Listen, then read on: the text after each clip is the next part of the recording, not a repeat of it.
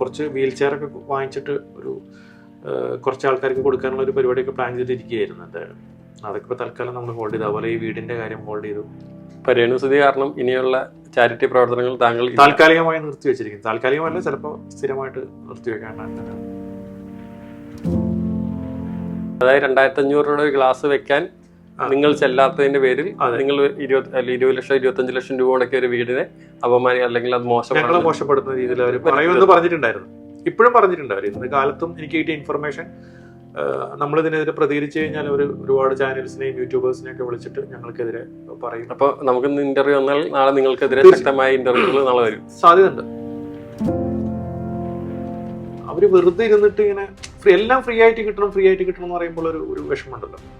അത്രേ ഉള്ളൂ. അതിന്റെ പേരിലാണ് നമ്മൾ അന്ന് ചെയ്തിട്ടില്ല എന്ന് പറഞ്ഞത്. അതെ, മുതലാക്കാൻ നോക്കുകയാണ് ശരിക്കും. Something like that. അവർ ഒരുപാട് കാലം അതിന്റെ വീടിനെ കുറിച്ച് ഇങ്ങനെ കംപ്ലൈന്റ് പറയാം. അപ്പൊ നമ്മളെടുത്ത് പറഞ്ഞു, നിങ്ങൾക്ക് താല്പര്യമില്ല, നിങ്ങൾക്ക് വേറെ ആരെങ്കിലും വീട് വെച്ച് തരുന്നുണ്ടെങ്കിൽ അവിടുത്തെ ഫർണിച്ചറൊക്കെ ഞങ്ങൾ എടുത്തു കൊണ്ടുവന്ന് വീട് പൊളിച്ച് ഞങ്ങൾ ഏതെങ്കിലും കിട്ടാവുന്ന അത്ര സാധനങ്ങൾ എടുത്ത് വേറെ ആർക്കെങ്കിലും ഞങ്ങളത് വീട് ഉണ്ടാക്കി കൊടുത്തോളാം എന്ന് പറഞ്ഞു. പുള്ളി പറഞ്ഞ ധൈര്യം ഉണ്ടെങ്കിൽ വീട് പൊളിക്കാൻ വരട്ടെ അവര്.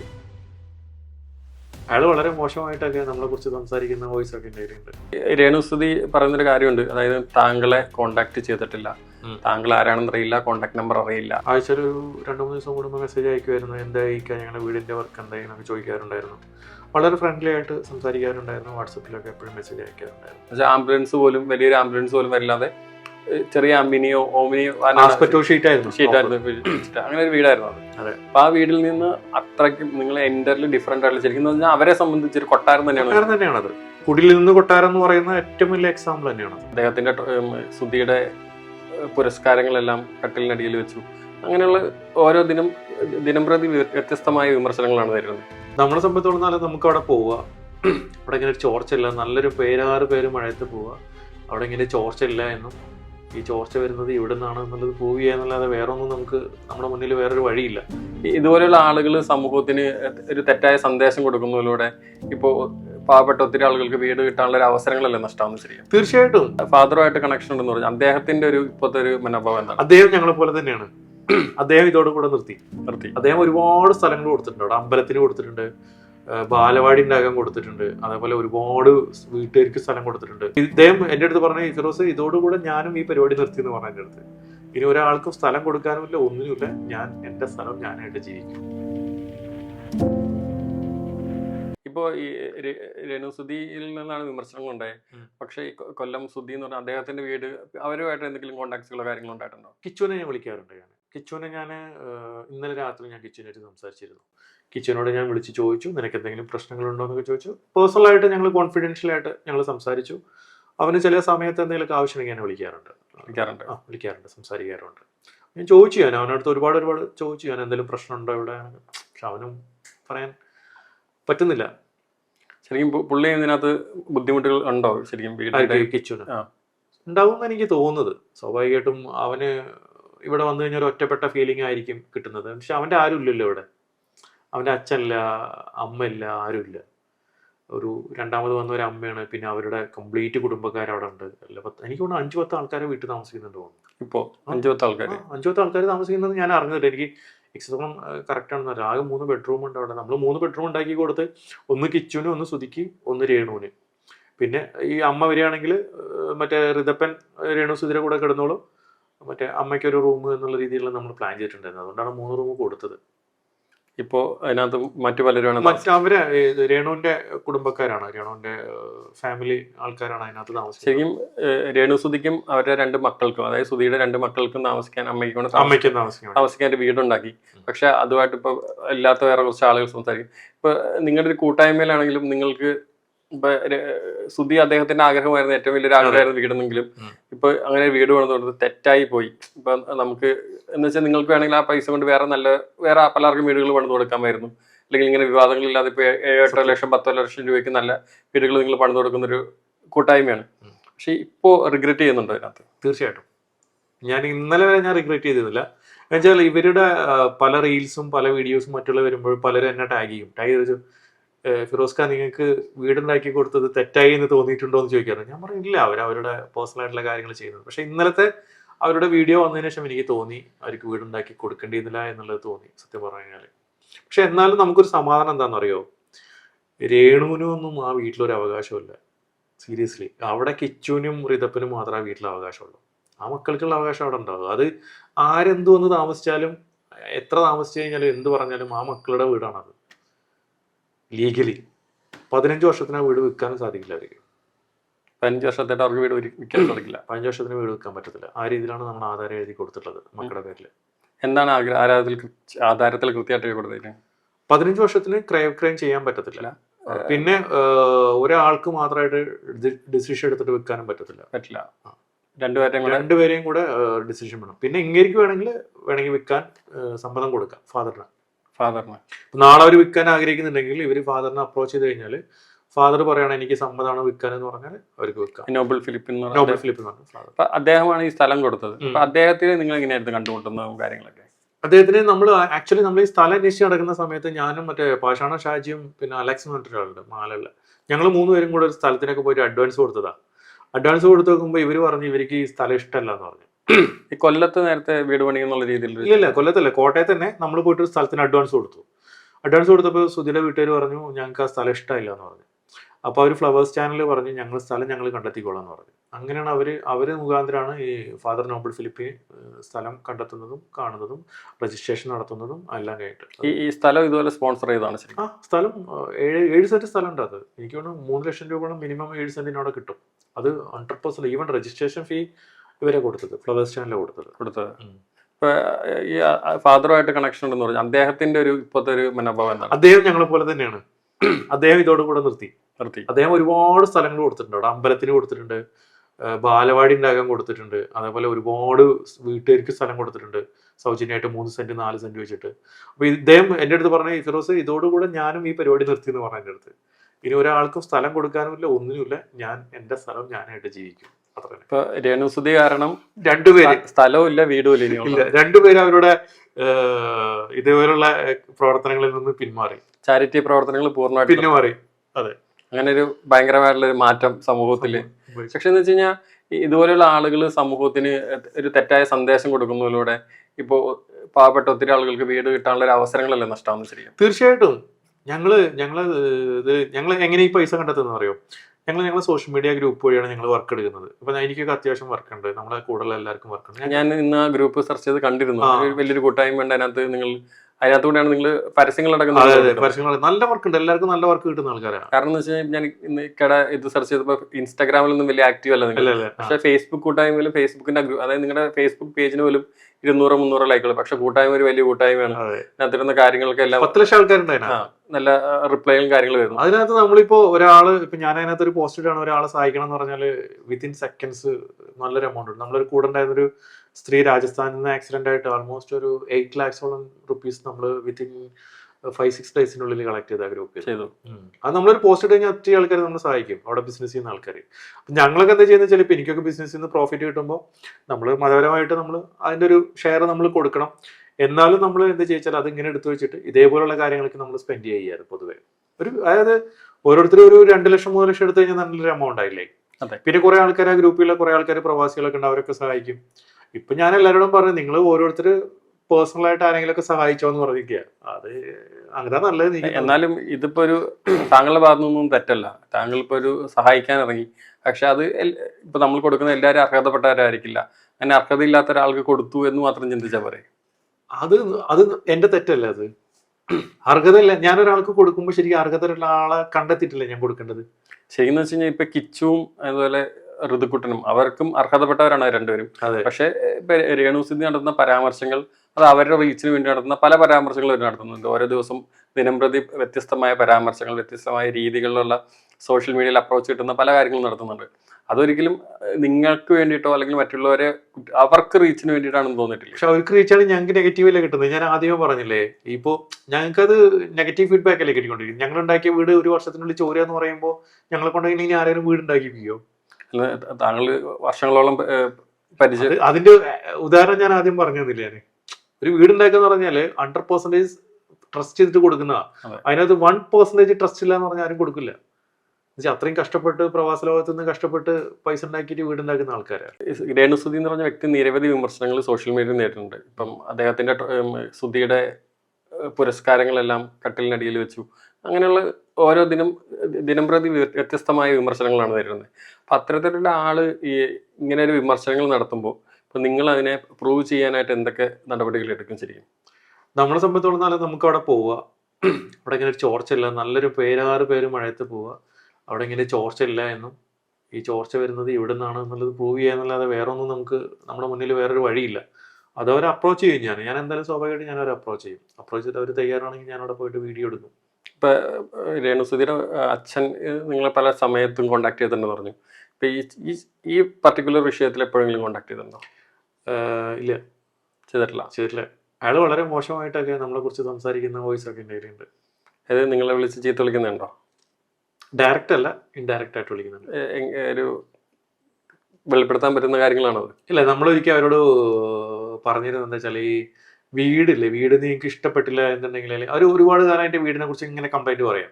അപ്പോൾ നമ്മളെടുത്ത് പറഞ്ഞു, നിങ്ങൾക്ക് താല്പര്യമില്ല, നിങ്ങൾക്ക് വേറെ ആരെങ്കിലും വീട് വെച്ച് തരുന്നുണ്ടെങ്കിൽ അവിടുത്തെ ഫർണിച്ചറൊക്കെ ഞങ്ങൾ എടുത്തു കൊണ്ടുവന്ന് വീട് പൊളിച്ച് ഞങ്ങൾ ഏതെങ്കിലും കിട്ടാവുന്ന അത്ര സാധനങ്ങൾ എടുത്ത് വേറെ ആർക്കെങ്കിലും ഞങ്ങളത് വീട് ഉണ്ടാക്കി കൊടുത്തോളാം എന്ന് പറഞ്ഞു. അപ്പോൾ അതിനെക്കുറിച്ചിട്ടൊക്കെ പുള്ളി പറഞ്ഞ് ധൈര്യം ഉണ്ടെങ്കിൽ വീട് പൊളിക്കാൻ വരട്ടെ അവർ, അങ്ങനെ എന്നൊക്കെ പറഞ്ഞിട്ട് കുറേ ഭീഷണിയും കാര്യങ്ങളൊക്കെ പറയുന്നത്. അതായത് അവർക്ക് ആ വീട് താല്പര്യമില്ല, ആ വീട് പണിതത് മോശമായിട്ടുള്ള, അവർക്ക് ഉദ്ദേശിച്ച രീതിയിലുള്ള ഒരു വീടല്ല, വർക്ക് ഏരിയ കിട്ടിയില്ല, വർക്ക് ഏരിയ ഇല്ല, അങ്ങനെയല്ല ഇതില്ല എന്നൊക്കെ പറഞ്ഞിട്ട് സംതൃപ്തരല്ല.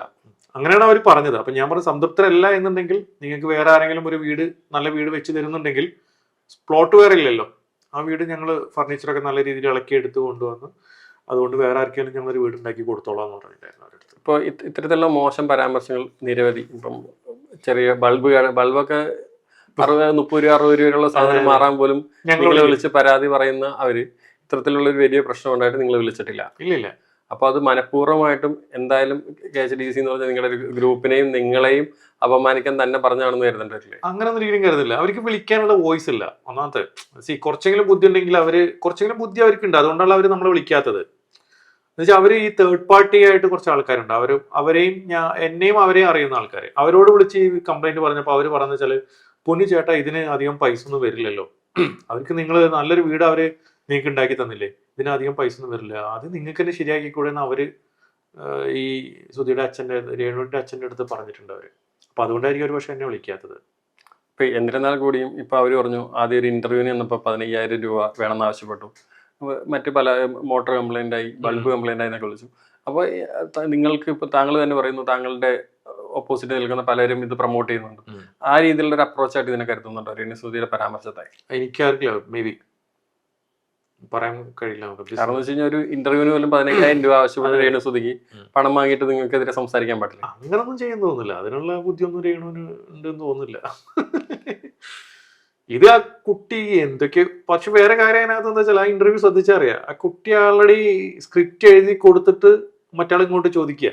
കാരണം എന്ന് വെച്ചാൽ അതിനകത്തുള്ള ക്വസ്റ്റ്യൻസിൽ ഇപ്പൊ വീടിന്റെ ഇന്ന സ്ഥലത്തല്ലേ ആങ്കർ ചോദിക്കുന്നത്. അതെ, ആങ്കർ കറക്റ്റ് സ്ക്രിപ്റ്റിലുള്ള ഒരു ചോദ്യമാണത്. ആങ്കറിന് എഴുതി കൊടുത്തിട്ട് ഇന്ന ചോദ്യങ്ങൾ ചോദിക്കണം എന്ന് പറഞ്ഞിട്ടുള്ള ചോദ്യങ്ങളാണ്. അതായത് ഇപ്പൊ ഞാൻ താങ്കളോട് ക്വസ്റ്റ്യൻ ചെയ്യാൻ വരുമ്പോൾ ഇപ്പൊ താങ്കളുടെ വീട്ടിൽ എവിടെയൊക്കെ ചോദിച്ചിട്ടുണ്ടെന്ന് എനിക്ക് മുൻകൂട്ടി പറയാൻ പറ്റില്ല. നിങ്ങൾ പറയുന്ന സാധനത്തിൽ നിന്നാണ് നമുക്ക് ചോദിക്കാൻ പറ്റുള്ളൂ. പക്ഷെ അതിനകത്ത് ക്വസ്റ്റ്യൻ, നിങ്ങളുടെ വീടിന് ചോർച്ച ഉണ്ടല്ലോ, അപ്പൊ ഉണ്ട്, ചോർച്ചയുണ്ട്, അപ്പൊ ഇന്ന മുറിയിൽ ചോർച്ചയില്ലേ എന്നൊരു ക്വസ്റ്റ്യൻ ഞാൻ ചോദിക്കണമെങ്കിൽ നിങ്ങൾ എന്നോട് മുൻകൂട്ടി പറയണം അതിന്റെ ചോർച്ച ഉണ്ട്. അങ്ങനെയല്ല, ഒന്നാമത് നിങ്ങൾ എന്റെ അടുത്ത് ചോദിക്കുക എങ്ങനെയുണ്ട് വീട് എന്ന് ചോദിക്കുക, അല്ലാതെ വീടിന് ചോർച്ച ഉണ്ടെന്ന് ഒരിക്കലും ചോദിക്കില്ല. എങ്ങനെ വീടുണ്ട് ചോദിക്കുമ്പോൾ ഞാൻ പറയും ഇന്ന സ്ഥലങ്ങളിൽ ചോർച്ച ഉണ്ടെന്ന് ഞാൻ പറയും. ഇത് കറക്റ്റ് സ്ക്രിപ്റ്റ് ആണ്. അത് അപ്പൊ അത് തന്നെയാണ് ഞാൻ ചോദിച്ചത്.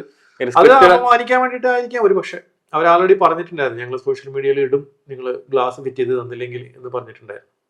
വ്യക്തമായി അവര് അപമാനിച്ചിരിക്കുന്നു. മുൻപ് പറഞ്ഞിട്ടുണ്ടായിരുന്നു അവര്. അത് അവര് നടപ്പിലാക്കി. ഞങ്ങൾ വിചാരിച്ചില്ല ഒരിക്കലും അവരത് അങ്ങനെ നടപ്പിലാക്കുമെന്ന് ഞങ്ങൾ പ്രതീക്ഷിച്ചില്ല.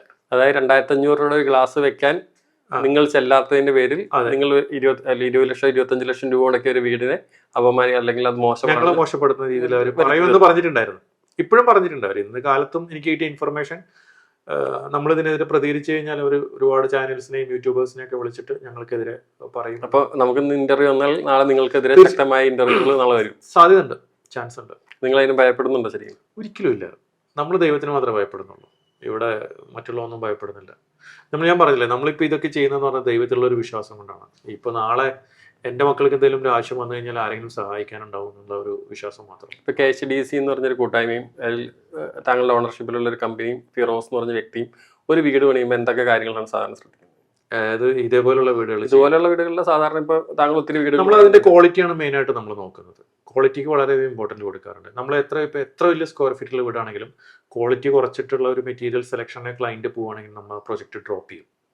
കാരണം വെച്ചാൽ ഇത് നമ്മുടെ ക്രെഡിബിലിറ്റിനെ ബാധിക്കാൻ സാധ്യതയുണ്ട്. ഒരു വീട് നമ്മൾ ലോ ബഡ്ജറ്റിൽ ചെയ്ത് കൊടുത്തു, അല്ലെങ്കിൽ ബഡ്ജറ്റ് ഓറിയൻറ്റഡ് ആയിട്ട് ഒരു വീട് ചെയ്ത് കൊടുത്തു കഴിഞ്ഞാൽ നാളെ ഏതെങ്കിലും ഒരാൾ പോയിട്ട് ചോദിക്കണം ആരാണ് ഈ വീട് ഉണ്ടാക്കിയെന്ന് വെച്ചാൽ ഇത് KHDC ഉണ്ടാക്കിയ വീടാണെന്ന് പറയുമ്പോൾ അത് ഇതിന് എത്ര രൂപയായി എന്ന് ആരും ചോദിക്കില്ല, ഇത് ഏത് ബഡ്ജറ്റിലാണ് ചെയ്തതെന്ന് ചോദിക്കില്ല. അത് നമുക്ക് നെഗറ്റീവായിട്ട് ബാധിക്കുന്നതുകൊണ്ട് നമ്മളെപ്പോഴും ഹൈ ക്വാളിറ്റി ഇത് ചെയ്യുള്ളൂ. നമ്മൾ ലൈഫ് ലോങ് സ്ട്രക്ചർ വാറണ്ടി നമ്മൾ കൊടുക്കുന്നുണ്ട്. ഇപ്പം താങ്കൾ തന്നെ പറഞ്ഞു ഇപ്പൊ സ്പോൺസർഷിപ്പിൽ ചെയ്യുന്ന വീടുകൾ 5 ലക്ഷം 6 ലക്ഷം രൂപ മുതൽ ചെയ്യുന്നുണ്ടെന്ന് പറഞ്ഞു, ചെയ്തു കൊടുത്തിട്ടുണ്ടെന്ന് പറഞ്ഞു. ഇപ്പൊ സാധാരണക്കാരാണ് കൂടുതലും ഒരു വീട് എന്നുള്ള ഏറ്റവും കൂടുതൽ ആഗ്രഹിക്കുന്നത്, എല്ലാവരും ആഗ്രഹിക്കുന്ന കാര്യമാണ്. പക്ഷെ സാധാരണക്കാരാണ് കൂടുതലും നമ്മുടെ നാട്ടിലുള്ളത്. അപ്പൊ KHDC എന്ന് പറഞ്ഞ സ്ഥാപനം ഏത് രീതിയിൽ ഏത് റേഞ്ച് മുതലുള്ള വീടുകളാണ് പണിത് കൊടുക്കുന്നത്? നമ്മൾ 10 ലക്ഷം മുതലുള്ള വീടുകൾ ചെയ്ത് കൊടുക്കുന്നുണ്ട്. 10 ലക്ഷം മുതൽ 2 കോടി അല്ലെങ്കിൽ 1.5 കോടി 1 കോടി അതൊക്കെ ചെയ്യുന്നുണ്ട് നമ്മൾ. ഈ 5 ലക്ഷം 6 ലക്ഷം വീട് എന്ന് പറഞ്ഞാലേ ഒരു ബെഡ്റൂം, അവർക്കൊരു ചെറിയൊരു പാൻട്രി, ഒരു ചെറിയ സിറ്റിങ്, ഒരു ചെറിയൊരു ഹാള്, ഇത്ര ഉള്ളൂ കേട്ടോ. അതുകൊണ്ടാണ് അത് ആ ഒരു റേഞ്ചിൽ വരുന്നത്. അതും 3 ലക്ഷത്തിനും 4 ലക്ഷത്തിനൊക്കെ 2 ലക്ഷത്തിനൊക്കെ ചെയ്യാൻ പറ്റുന്ന വീടുകളാണ്. നമ്മൾ ചെയ്യുമ്പോൾ അത് ആ ക്വാളിറ്റിയൊക്കെ വെച്ച് നോക്കുമ്പോൾ 5 ലക്ഷം രൂപ ഒക്കെ വരാറുണ്ട്. ഇപ്പൊ രേണു സുധി അല്ലെങ്കിൽ കൊല്ലം സുധിയുടെ മക്കൾക്ക് വേണ്ടിയിട്ട് എത്ര വലിയൊരു വീട് പണിയണം അങ്ങനെ ഒരു തീരുമാനത്തിലേക്ക് എത്തുന്നുണ്ടായിരുന്നു ശരിക്കും? അത് ഒന്നാമത്തെന്ന് പറഞ്ഞാൽ ഇത് ഭയങ്കരമായിട്ട് മീഡിയ കവറേജ് കിട്ടിയ ഒരു സംഭവമായിരുന്നത്. പിന്നെ ഫ്ലവേഴ്സിന്റെ ഭാഗത്തുനിന്നും ടിനി പ്രസാദായിട്ട് ഇവരൊക്കെ ഭാഗത്തുനിന്ന് ഒരു ഡിമാൻഡ് വെച്ചവർ മിനിമം ഒരു 1000 സ്ക്വയർ ഫീറ്റ് എങ്കിലും വീട് വേണം എന്നുള്ളത്. ശരി, വീട് എത്ര സ്ക്വയർ ഫീറ്റ് ഉണ്ടായിരുന്നു? 1000 സ്ക്വയർ ഫീറ്റ് ഉണ്ടായിരുന്നു. എല്ലാം ബാത്റൂം അറ്റാച്ച്ഡ് ആയിട്ടുള്ള എല്ലാം 2 ബെഡ്റൂം, ബാത്റൂം അറ്റാച്ച്ഡ്, പിന്നെ ഒരു കോമൺ ടോയ്ലറ്റ് ഉണ്ട്. ഒരു ബെഡ്റൂം അറ്റാച്ച്ഡ് അല്ല, ഒരു കോമൺ ടോയ്ലറ്റ് വെച്ചിട്ടുണ്ട്. അത് ഹാളിൽ നിന്നും ആക്സസ്, ബെഡ്റൂമിൽ നിന്നും ആക്സസ് എന്നുള്ള രീതിയിൽ. പിന്നീട് ഈ ഫർണിച്ചറുകളെല്ലാം ചെയ്യാൻ അല്ലെങ്കിൽ ബാക്കിയുള്ള സാധനങ്ങളെല്ലാം ചെയ്തു കൊടുക്കാവുന്നൊരു തീരുമാനം എപ്പോഴാണ് എത്തുന്നത്? കാരണം നിങ്ങൾ ഫിനാൻഷ്യലി സ്ട്രഗിൾ ആയിട്ടിരുന്ന സമയത്താണ് വീടിന്റെ അവസാന ഘട്ടത്തിൽ എത്തിയെന്ന് പറഞ്ഞു. പിന്നെ ഇതെല്ലാം ചെയ്തു കൊടുക്കാമെന്നുള്ളൊരു തീരുമാനത്തിലേക്ക് വരുന്നത് എങ്ങനെയാണ്? അത് ഒരുപാട് മീഡിയ കവറേജ് കിട്ടുന്നു, ഒരുപാട് ആൾക്കാർ വരുന്നു, ഷൂട്ട് ചെയ്യാൻ വരുന്നു. അപ്പം ഞങ്ങൾക്ക് സത്യം പറഞ്ഞാൽ ചെയ്ത് കൊടുക്കുമ്പോൾ ഞങ്ങൾ ചെയ്ത് കൊടുത്തൊരു വീട് എന്ന് പറയുമ്പോൾ അതിനൊരു ഹാപ്പിനെസ് ഉണ്ടാവില്ലേ ആൾക്കാർ കാണുമ്പോൾ. മറ്റേന്ന് പറയുമ്പോൾ ഈ പറയുന്നത് നിങ്ങളും പറയും നല്ല വീടാന്ന് പറഞ്ഞു, എല്ലാവരും നല്ല വീട് എന്ന് പറഞ്ഞിട്ടുള്ളൂ. അത് കിട്ടാൻ വേണ്ടിയിട്ടുള്ള ഒരു ആഗ്രഹം, അതിന്റെ പേരിലാണ് ഞങ്ങൾ ഒരു തീരുമാനത്തിലെത്തിയത്. എന്തായാലും നിങ്ങൾ ഇത്രയും മീഡിയ കവറേജിൽ ചെയ്തൊരു വീട് ഒരിക്കലും മോശമാണെന്ന് അല്ലെങ്കിൽ മോശം പറ്റുന്ന ഒരു സാധനം അത് ചെയ്താൽ നാളെ നിങ്ങളെ തന്നെ തിരിച്ചു വരും എന്നുള്ള കാര്യം നിങ്ങൾക്ക് അറിയാവുന്ന കാര്യമാണ്. പക്ഷെ ഇപ്പോ ഒരു 2500 രൂപയുടെ മറ്റേ ഷീൽഡ് ഇടാൻ പറ്റില്ലാത്തതുകൊണ്ട് നിങ്ങൾ വിമർശനത്തിന് ഇരയായിരിക്കുകയാണ്. നമ്മളിപ്പോഴും അത് ചെയ്തു കൊടുക്കണമെങ്കിൽ നമുക്ക് ചെയ്തു കൊടുക്കുന്നത് കുഴപ്പമൊന്നുമില്ല കേട്ടോ. ഞങ്ങളിപ്പോൾ എന്ത് തീരുമാനിച്ചെന്ന് വെച്ചാൽ വേണമെങ്കിൽ നമുക്കത് ചെയ്തു കൊടുക്കാം. ഇനിയിപ്പോൾ അതിൻ്റെ പേരിലൊരു ബുദ്ധിമുട്ടും കാര്യങ്ങളൊന്നും നമുക്കില്ല. നമുക്ക് മീൻസ് ഞങ്ങളുടെ ഒരു ആഗ്രഹം എന്താണെന്ന് പറഞ്ഞു കഴിഞ്ഞാൽ, അല്ലെങ്കിൽ അവർ വെറുതെ ഇരുന്നിട്ട് ഇങ്ങനെ എല്ലാം ഫ്രീ ആയിട്ട് കിട്ടണം എന്ന് പറയുമ്പോൾ ഒരു വിഷമമുണ്ടല്ലോ, അത്രേ ഉള്ളൂ. അതിന്റെ പേരിലാണ് നമ്മൾ അന്ന് ചെയ്തു തരില്ല എന്ന് പറഞ്ഞത്. അത് മുതലാക്കാൻ നോക്കുകയാണ് ശരിക്കും, സംതിങ് ലൈക്ക് ദാറ്റ്. നമുക്കിപ്പോൾ 2500 രൂപ ചിലവാക്കിയിട്ട് ഒരു പോളികാർബൺ ഷീറ്റ് അവിടെ ഇട്ട് കഴിഞ്ഞാൽ ഒന്നും സംഭവിക്കാൻ പോകുന്നില്ല. ഞങ്ങൾ ഇട്ട് കൊടുക്കാനും തയ്യാറാണ്. പക്ഷെ അവര് ചോദിച്ച രീതിയും അവർ അപ്രോച്ച് ചെയ്ത രീതി എന്ന് പറഞ്ഞിട്ട് അതാണ് ഞങ്ങൾക്ക് ഇഷ്ടപ്പെടാതെ പോയത്. ഇപ്പൊ ഈ രേണുസുതി പറയുന്നൊരു കാര്യമുണ്ട്, അതായത് താങ്കളെ കോണ്ടാക്ട് ചെയ്തിട്ടില്ല, താങ്കൾ ആരാണെന്ന് അറിയില്ല, കോണ്ടാക്ട് നമ്പർ അറിയില്ല എന്ന് പറയുന്നുണ്ട്. ഈ വീട് പണിയുന്ന സമയങ്ങളിൽ രേണുസുതിയുടെ ഒരു അപ്രോച്ചും കാര്യങ്ങളൊക്കെ എങ്ങനെയായിരുന്നു? ഇടയ്ക്കിടയ്ക്ക് മെസ്സേജ് അയക്കുമായിരുന്നു. ആഴ്ചയിൽ ഒരു 2-3 ദിവസം കൂടുമ്പോൾ മെസ്സേജ് അയക്കുമായിരുന്നു. എന്തായിരിക്കാം ഞങ്ങളുടെ വീടിന്റെ വർക്ക് എന്തായെന്നൊക്കെ ചോദിക്കാറുണ്ടായിരുന്നു. വളരെ ഫ്രണ്ട്ലി ആയിട്ട് സംസാരിക്കാറുണ്ടായിരുന്നു. വാട്സപ്പിലൊക്കെ എപ്പോഴും മെസ്സേജ് അയക്കാറുണ്ടായിരുന്നു. കാരണം എന്ന് വെച്ച് കഴിഞ്ഞാൽ ഇപ്പൊ രേണുസുതി കൊല്ലം സുതി അദ്ദേഹം മരിക്കുന്ന സമയത്ത് നമ്മൾ അദ്ദേഹത്തിന്റെ വീട്ടിൽ പോയിട്ടുണ്ടായിരുന്നു. ഒരു അടച്ചുറപ്പില്ലാത്ത അല്ലെങ്കിൽ ജനലിന് വാതിൽ പോലും ഒരു ഇടുങ്ങിയ സ്ഥലത്തായിരുന്നു ആ വീടിരുന്നത്. എന്ന് വെച്ചാൽ ആംബുലൻസ് പോലും, വലിയൊരു ആംബുലൻസ് പോലും വരില്ലാതെ ചെറിയ ആംബിനിയോ ഓമിനിയോ ഷീറ്റായിരുന്നു, അങ്ങനെ ഒരു വീടായിരുന്നു അത്. അപ്പൊ ആ വീട്ടിൽ നിന്ന് അത്രയ്ക്കും നിങ്ങൾ എൻ്റർലി ഡിഫറെന്റ് ആയിട്ടുള്ള ശരിക്കും പറഞ്ഞാൽ അവരെ സംബന്ധിച്ച് ഒരു കൊട്ടാരം തന്നെയാണ്. കുടിലിൽ നിന്ന് കൊട്ടാരം എന്ന് പറയുന്ന ഏറ്റവും വലിയ എക്സാമ്പിൾ തന്നെയാണത്. അപ്പോൾ അങ്ങനെ ഒരാൾക്കൊരു വീട് പണിത് കൊടുത്തു, ഇത്ര വലിയ വിമർശനം. ഇപ്പോൾ നിങ്ങളുടെ സ്ഥാപനവും നിങ്ങളുടെ കൂട്ടായ്മയും എല്ലാ വിവാദങ്ങളായി. കാരണം എല്ലാ റിവ്യൂവേഴ്സിനും ഒരേ സമയം വിമർശിക്കുന്നവരുണ്ടാവും, പക്ഷെ സത്യാവസ്ഥ മനസ്സിലാക്കും. കാരണം രേണുസുതി എന്താണെന്ന് സോഷ്യൽ മീഡിയ കണ്ടറിയുന്ന ആൾക്കാരും പരാമർശങ്ങളും സ്ഥിരമായിട്ട് കാണുന്നവർക്കറിയാം അവരുടെ ഭാഗത്തല്ല നിങ്ങളുടെ ഭാഗത്താണ് ശരി എന്നുള്ളത് അവർക്ക് വ്യക്തമായിട്ട് അറിയാം. പക്ഷേ വിവാദങ്ങൾ സ്ഥിരമായിട്ട് വന്നുകൊണ്ടിരിക്കുമ്പോൾ ഇപ്പം നിങ്ങൾ പറഞ്ഞു മറ്റുള്ള വീടുകൾ നിർത്തി എന്നെങ്കിലും ഇത് എപ്പോഴെങ്കിലും രേണുസുതിയോട് ഇതൊക്കെ ചെയ്യുന്നത് ശരിയാണോ എന്ന് ചോദിക്കണം തോന്നുന്നുണ്ടോ? തീർച്ചയായിട്ടും. പക്ഷെ പുള്ളിക്കാരിയുടെ നമ്പർ എന്നെ കോൺടാക്ട് ചെയ്തുള്ള സമയത്ത് വീടിന്റെ സമയത്ത് തന്നെ ഇടയ്ക്കിടയ്ക്ക് അവരെ നമ്പർ മാറിക്കൊണ്ടിരിക്കുകയായിരുന്നു. എനിക്ക് തോന്നുന്നു ആ ഒരു 1 ഇയർ കാലയളവിൽ തന്നെ ഏകദേശം ഒരു 7 നമ്പർ 8 നമ്പർ അവർ മാറിയിരുന്നു ഇടയ്ക്കിടയ്ക്ക്. ഇപ്പൊ പുതിയ നമ്പറൊന്നും എൻ്റെ കയ്യിലില്ല അവർ കേട്ടോ. എനിക്ക് പേഴ്സണലായിട്ട് അവരോട് എപ്പോഴും കാണുമ്പോൾ എനിക്ക് ചോദിക്കണമെന്നുണ്ട് അവരുടെ അടുത്ത്. സീരിയസ് ആയിട്ട് ഞാൻ പറയുന്നത്. അത് എന്തിനാണ് ഞങ്ങളെ ഇതിനകത്ത് വെറുതെ ചുമ്മാ വലിച്ചയച്ച് ഈ പേരുദോഷം വരുത്തിയത് എന്നുള്ളത് ചോദിക്കണമെന്നുണ്ട്. ഇപ്പൊ ഇങ്ങനെ വിമർശനം വന്നു. ഇപ്പൊ താങ്കൾ ഇങ്ങനെയൊക്കെ അതായത് സഹായങ്ങൾ ചെയ്യുന്ന ഒരു മനുഷ്യനാണെന്ന് പറയാം. നിങ്ങളുടെ കൂട്ടായ്മയുടെ ഒരു പിന്തുണ എത്രത്തോളം ഉണ്ടായിരുന്നു? അവരെല്ലാവരും ഞാൻ എന്താണോ തീരുമാനം എടുക്കുന്നത് അതിൻ്റെ കൂടെ തന്നെ നിൽക്കുന്ന ആൾക്കാരാണ് അവർ പലരും പറഞ്ഞാൽ എന്താ വെച്ചാൽ നമ്മളിപ്പോൾ അതങ്ങനെ പെട്ടെന്ന് ഒരു തീരുമാനം എടുക്കണമെന്ന് വെച്ചാൽ ഞാൻ അവർക്ക് കാര്യങ്ങൾ ഞാൻ പറഞ്ഞ് മനസ്സിലാക്കി കൊടുത്തു. അപ്പോൾ അവർ പറഞ്ഞു ഓക്കെ തൽക്കാലം നമുക്ക് ഡ്രോപ്പ് ചെയ്യാം. ഞങ്ങൾ ആൾറെഡി കുറച്ച് വീൽ ചെയറൊക്കെ വാങ്ങിച്ചിട്ട് ഒരു കുറച്ച് ആൾക്കാർക്ക് കൊടുക്കാനുള്ള ഒരു പരിപാടിയൊക്കെ പ്ലാൻ ചെയ്തിരിക്കുകയായിരുന്നു. എന്തായാലും അതൊക്കെ ഇപ്പോൾ തൽക്കാലം നമ്മൾ ഹോൾഡ് ചെയ്തു. അതുപോലെ ഈ വീടിൻ്റെ കാര്യം ഹോൾഡ് ചെയ്തു. രേണുസുതി കാരണം ഇനിയുള്ള ചാരിറ്റി പ്രവർത്തനങ്ങൾ താങ്കൾ താൽക്കാലികമായി നിർത്തി വെച്ചിരിക്കും. താൽക്കാലികമല്ല, ചിലപ്പോൾ സ്ഥിരമായിട്ട് നിർത്തിവെക്കാനാണ്. വീട്ടിൽ നിന്നുള്ള എത്രത്തോളം ഇതിന് വിമർശനങ്ങളും? വീട്ടിൽ നിന്ന് വിമർശനങ്ങൾ അത്യാവശ്യമുണ്ട്. ആവശ്യമില്ലാത്ത എന്താ പറയുക വള്ളിയെല്ലാം എടുത്ത് തലവെക്കുക എന്നുള്ളൊരു വിമർശനം വീട്ടിൽ നിന്ന് സ്ഥിരമായിട്ട് കേൾക്കാറുള്ളത്. നമ്മൾ ഇതിനൊക്കെ വേണ്ടിയിട്ട് ഒരുപാട് ഹാർഡ് വർക്ക് ചെയ്തിട്ടുണ്ട് ഇതിന് വേണ്ടിയിട്ട്. അപ്പോൾ അവർ സ്വാഭാവികമായിട്ടും അവർക്കൊന്നും ഇഷ്ടപ്പെടില്ലല്ലോ. മറ്റുള്ള ആൾക്കാർക്ക് വേണ്ടി നമ്മളിങ്ങനെ ഒരുപാട് ടൈം സ്പെൻഡ് ചെയ്യണത്. പ്രത്യേകിച്ച് നെഗറ്റീവ് ഇത് കിട്ടുന്ന ഫീഡ്ബാക്ക് കിട്ടുന്ന ടൈമിൽ ഞങ്ങൾ ഖത്തറിലായിരുന്നു ഫാമിലിയായിട്ട്. ഖത്തറിലുള്ള ടൈമിൽ നമ്മൾ എല്ലാ സമ്മറിലും ഒരു 10-50,000 ലേബേഴ്സിന് ഞങ്ങൾ ഇതേപോലെ കൂട്ടായ്മ വഴി ഫുഡും ഇതൊക്കെ സൈറ്റിൽ പോയിട്ട് കൊടുക്കും സമ്മറിൽ, തണുത്തത്. അപ്പോൾ ആ ടൈമിൽ എൻ്റെ പിള്ളേരൊക്കെ കയറ്റി ഞാൻ എൻ്റെ വണ്ടിയുടെ ഡിക്കിൽ, ലാൻഡ് ക്രൂസറായിരുന്നു, വലിയ ഡിക്കായിരുന്നു. അപ്പോൾ അതിൻ്റെ ബാക്കിൽ കയറ്റിയിട്ട് പിള്ളേരൊക്കെ പോയിട്ട് ഞങ്ങൾ കൊണ്ടുപോയിട്ട് കൊടുക്കുന്നുണ്ട്. ആ പിള്ളേർ ചെറുപ്പം മുതലേ ആ ഒരു ഇതിൽ നമ്മൾ കൊണ്ടുവരുന്നതാണത്. അപ്പോൾ പിള്ളേർക്ക് ഭയങ്കര ഇഷ്ടമാണ്. പക്ഷെ എന്നാലും ഇങ്ങനെ ഈ നെഗറ്റീവ് ഇത് കിട്ടുമ്പോൾ ഉള്ള ഒരു വിഷമം. ഇപ്പോൾ അത് കാരണം രേണുസുതി കാരണം KHDC ഇങ്ങനെയുള്ള പ്രവർത്തനങ്ങളിൽ നിന്നെല്ലാം പിന്മാറുന്നു, താൽക്കാലികമായി പിന്മാറുന്നു. ഇനി മുന്നോട്ട് പോകുമ്പോൾ കുറച്ചുകൂടെ ആലോചിച്ച് ചിന്തിച്ചാണ് ചെയ്യുള്ളൂ. അതെ, അടുത്തൊന്നും ഉണ്ടാവില്ല. അപ്പോൾ നല്ല രീതിയിൽ മുന്നോട്ട് പോകാൻ പറ്റട്ടെ. തീർച്ചയായിട്ടും. Thank you.